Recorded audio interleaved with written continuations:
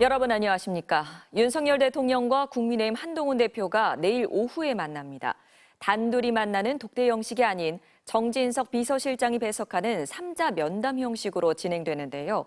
김건희 여사 문제를 놓고 한 대표가 이미 3가지 요구사항을 던져놓은 터라 대통령실은 불편한 기색을 내비치고 있습니다.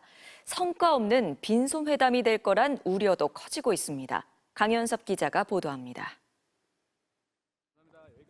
한동훈 대표의 독대 요구 한 달 만에 성사된 윤석열 대통령과의 면담은 정진석 비서실장이 배석한 3자 면담입니다. 친한동훈계는 양측 비서실장을 포함한 2대2 면담을 제안했지만 대통령실이 이를 거절했다고 밝혔습니다. 용산에서 불편한 반응을 보였던 것 같고요. 한 대표는 면담 자리에서 김건희 여사의 대외활동 중단 약속, 대통령실의 인적 쇄신, 또 김 여사의 의혹 규명 절차 협조 등 3가지 사항을 다시 한번 요구할 계획입니다. 대통령실은 면담을 앞두고 공식 반응을 자제하면서도 내부에서는 한 대표에 대한 불쾌한 기류가 감지됩니다. 대통령실 한 관계자는 MBC에 만나기 전에 요구 조건부터 내걸고 대통령을 압박하는 건 야당 대표나 하는 것이라면서 김 여사 라인에 대한 인적 쇄신 요구는 월권이자 국정 개입이라고 했습니다. 독대가 아닌 3자 면담이 한 대표에 대한 불신이 깔린 거라는 해석이 나오는 이유입니다. 성과 없이 면담이 빈손으로 끝날 거라는 우려도 잇따르고 있습니다. 친윤계는 신뢰 기반이 없는 독대는 하극상이라며 관종 같은 행동이라고 한 대표를 비판했고, 친한계는 빈손으로 끝나고 여론이 악화되면 김 여사 특검법이 통과될까 걱정이라고 했습니다. 유승민 전 의원은 특검법 수용을 촉구하며 국정 실패를 인정하지 않는다면 남은 임기는 안 봐도 뻔하다고 지적했습니다. 민주당은 김 여사 사과 등 어물쩍 넘어가는 게 아니라 한 대표가 특검을 요구하고 윤 대통령이 결단을 하는 대화가 돼야 한다라고 양측 모두를 압박했습니다. MBC 뉴스 강현서입니다. 검찰이 도이치모터스 주가 조작에 연루된 김건희 여사를 무혐의 처분한 근거 중에 하나는 김 여사가 주식 관련 지식이나 경험이 부족하다는 겁니다. 그래서 주가 조작이 이뤄지는지 알지도 못했고 범행에 이용됐다는 건데요. 하지만 과거 김 여사가 주식으로 번 돈을 미천 삼아 재산을 읽었다고 말한 인터뷰가 재조명되면서 검찰이 억지 논리를 만들었다는 비판이 이어지고 있습니다. 구나영 기자입니다. 2018년 4월 윤석열 서울중앙지검장 부인이던 김건희 여사 인터뷰가 주간조선에 소개됐습니다. 도이치모터스 자회사 도이치파이낸셜 주식 헐값 매수 의혹에 대해 직접 해명했습니다.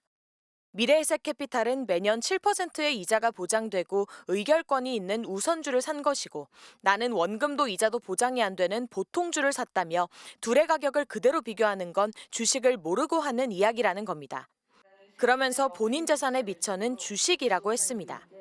1990년대 후반 IT 붐이 일었을 때 주식으로 번 돈이 미천이 되어 그 후 사업체를 운영하며 재산을 불렸다는 겁니다.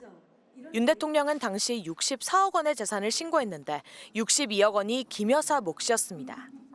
IT가 붐이 일었을 때 주식으로 돈 번 사람이에요. 그런데 중앙지검장이 그분은 주식을 잘 모릅니다. 김 여사는 신주 인수권 부사채 BW를 장외에서 거래한 적도 있습니다.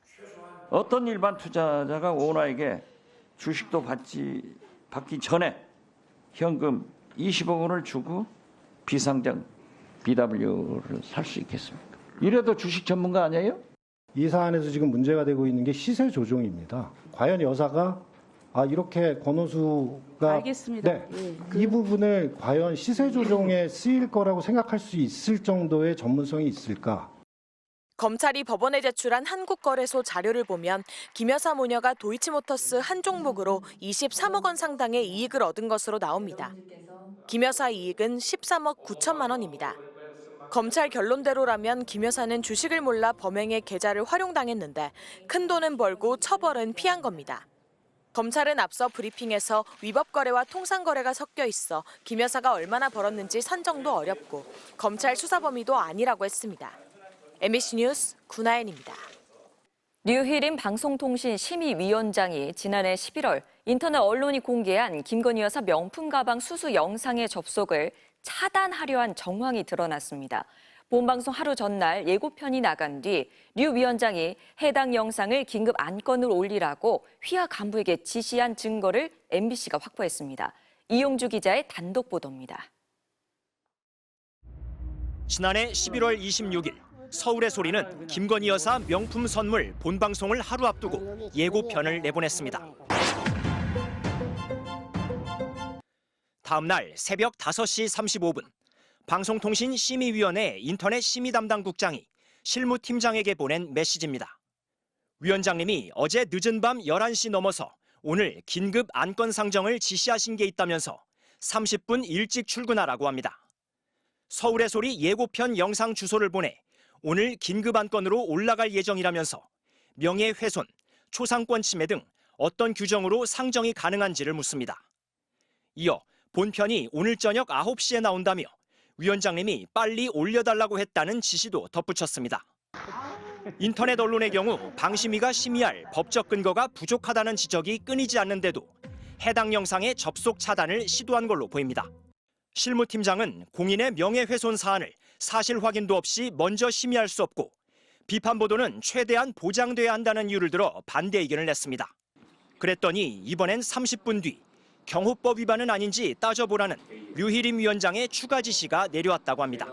사실 저희 부서 사과는 아니고 타 부서 소관 사항인데요. 저희한테 검토하라고 한 거는 좀 민감한 사항이기 때문에 여러 부서에다가 이제 이야기를 하고 싶진 않았던 것 같아요.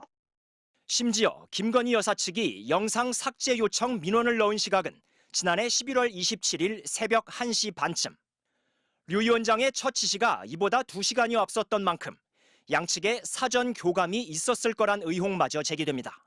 디올백 수수 영상이 세상에 알려지지도 못할 뻔했습니다. 이게 대통령실의 지시인지 밝혀져야 합니다. 충성 도구로 전락시킨 류희림 방심위원장은 즉각 사퇴해야 합니다. 방심위는 위원장 단독으로 안건을 제의할 수 있으며 서울의 소리 영상을 긴급 안건으로 심의한 바 없다는 입장을 전했습니다. 하지만 김 여사와의 사전 교감이 있었는지에 대한 질문엔 답하지 않았습니다. MBC 뉴스 이용주입니다. 10여 년 전 친일 잔재를 청산하기 위한 특별법이 통과됐고 국가가 친일파들의 행적을 조사한 뒤 이들이 일제 때 축적한 땅을 환수했는데요. 그런데 이 중 최소 12건이 수의계약 형태로 친일파 후손들에게 다시 넘어간 것으로 확인됐습니다.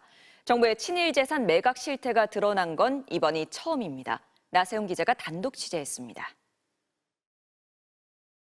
일제 침탈기 통감 이토 히로부미와 을사오적 이완용, 그 옆으론 탁지부 대신 고영희가 서 있습니다. 지금의 기재부 장관급인 고영희는 한일 병합에 가담한 공로로 일제로부터 자기와 10만 엔, 현재 가치 25억여 원을 하사받았습니다. 아들 땐 자작에서 백작으로 승급하는 등 4대에 걸쳐 일제에 협력하고 부를 축적했습니다. 그냥 일제의 강점기가 되고 나서 친일을 했다가 아니라 나라를 잃는데 적극적으로 이완용과 함께 일제 입장에서 크다란 역할을 했고 지난 2005년 뒤늦게 친일재산 특별법이 통과되면서 고영희 일가 땅 44만 제곱미터가 차례로 국가에 환수됐습니다. 15년 전 환수된 충남 예산 땅, 부지에 있는 창고 3동은 환수 대상에서 빠졌습니다. 일제 침탈 시기 얻은 재산이란 점을 입증하기 어려웠기 때문입니다. 여기에 고씨 땅이 많아요? 보이는 건 다 했어. 여기 저 이렇게 다 뒤까지 다 했어. 땅만 몰수한 거지. 현재 창고 3동 가운데 2동은 사실상 형태만 남아있고 한 동은 초목에 뒤덮여 방치돼 있습니다. 그런데 지난달 이 창고 용지 3필지 1,400제곱미터를 친일파 고영희의 직계 후손이 7,600여만 원에 되사간 것으로 확인됐습니다. 공개 입찰도 아닌 수의 계약으로 넘어갔는데 후손 고씨 명의 창고가 땅을 차지하고 있다는 게 그 이유였습니다. 친일파 재산조사에 참여했던 전직 조사관은 땅을 되팔기 좋게 사실상 특혜를 준 것이라고 허탈해했습니다. 토지가 국가에 귀속됐으니까 불완전한 재산권이었을 텐데 재산권이 완성됐다고 봅니다. 참 참담하게 그지없습니다. 친일파 신우선의 재산으로 2009년 환수된 경기도 고양시 임야. 2년 만에 당시 신우선의 17살 후손에게 역시 수의계약으로 400여만 원에 팔렸습니다. 이번엔 묘소가 있다는 게 이유였는데 정작 후손 신 씨는 몇 년 뒤 3,700만 원, 9배 비싼 값에 팔아치웠습니다. 더불어민주당 이인영 의원실과 지난 2009년부터 수의계약으로 팔린 친일 귀속재산 341건을 전수조사했더니 최소 친일파 7명의 재산 12필지 13,000여 제곱미터가 건물과 묘소가 있다는 등의 이유로 후손에게 다시 넘어간 것으로 확인됐습니다. 친일 반민족 행위를 해서는 안 된다. 그걸로 인해서 형성된 재산은 국가가 환수하는 게 마땅하다. 이런 그 법의 취지하고는 이렇게 좀 부합하지 않는 거죠. 직계가 아닌 반계 후손, 제3자를 통해 되찾아간 경우는 파악하지 못했습니다. 보훈부는 문제점을 인정하고 친일파 자손이 참여하지 못하도록 매수자 자격을 제한하는 규정을 만들 필요가 있다고 답했습니다. MBC 뉴스 나세웅입니다.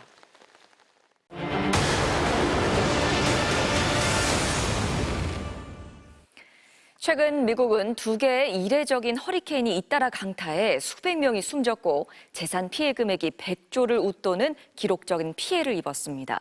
두 허리케인의 공통점은 급격히 발달하는 급강화 허리케인이란 건데요. 급강화 허리케인의 충격이 우리나라에는 어떤 경고를 할까요? 현이나 기후 전문 기자가 정리했습니다.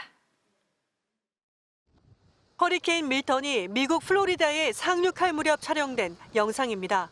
인적이 끊긴 시가지에 최대 시속 170km의 강풍이 휘몰아칩니다. 밀턴에 앞서 불과 2주 전에는 강력한 허리케인 헐린이 플로리다를 강타했습니다.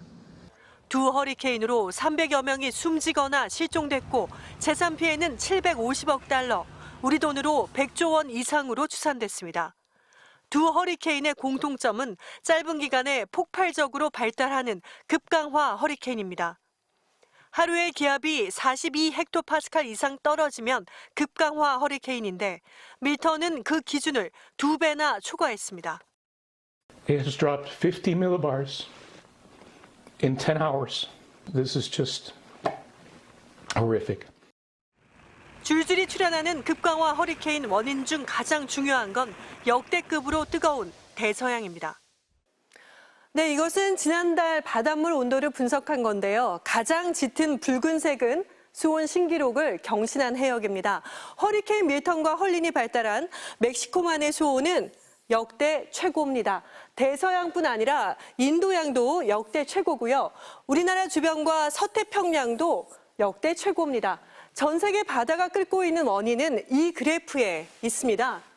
산업혁명 이후 지구의 기온을 보여주는 건데요. 올해는 관측 이후 최고인 정도가 아니라 압도적인 일입니다.